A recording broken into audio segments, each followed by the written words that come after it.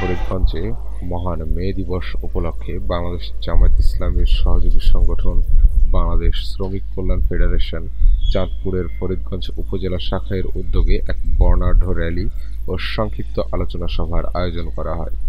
শুক্রবার সকাল ৯টায় র্যালিটি ফরিদগঞ্জ বাসস্ট্যান্ড থেকে শুরু হয়ে উপজেলার প্রধান সড়কগুলো প্রদক্ষিণ করে।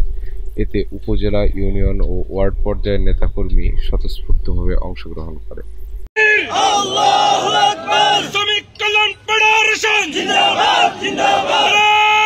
তাকবীর। আল্লাহু আকবার। কর্মচারীগুলো গার্মেন্টস শ্রমিকদের মাসের পর মাস বেতন আদায়ের জন্য রাস্তায় নামতে হয়। আপনি কাজ করাবেন, শ্রম নেবেন, আপনি তার মজুরি পরিশোধ করবেন না। এই জন্য আজকে এই শ্রমিকের যে বৈষম্য, এই বৈষম্য দূর করার জন্য এদেশে জনকল্যাণমূলক ইসলামী রাষ্ট্র ব্যবস্থা প্রতিষ্ঠা প্রণীত। শ্রমিকের অধিকার দিতে হবে।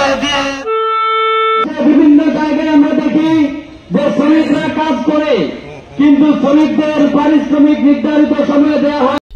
র্যালি শেষে আয়োজিত আলোচনা সভায় সভাপতিত্ব করেন শ্রমিক কল্যাণ ফেডারেশন উপজেলা সভাপতি মাওলানা শফিকুল ইসলাম। প্রধান অতিথি হিসেবে উপস্থিত ছিলেন শ্রমিক কল্যাণ ফেডারেশনের প্রধান উপদেষ্টা অ্যাডভোকেট মাসুদুল ইসলাম বুলবুল। বিশেষ অতিথি হিসেবে উপস্থিত ছিলেন শ্রমিক কল্যাণ ফেডারেশনের চাঁদপুর জেলা সভাপতি অধ্যাপক রুহুল আমিন, সহসভাপতি অধ্যাপক শাহ আলম, সাধারণ সম্পাদক মাওলানা গোলাম ফারুক ইয়াহিয়া, প্রধান উপদেষ্টা মাওলানা মোহাম্মদ ইউনুস ও মাওলানা মোহাম্মদ মিজানুর রহমান।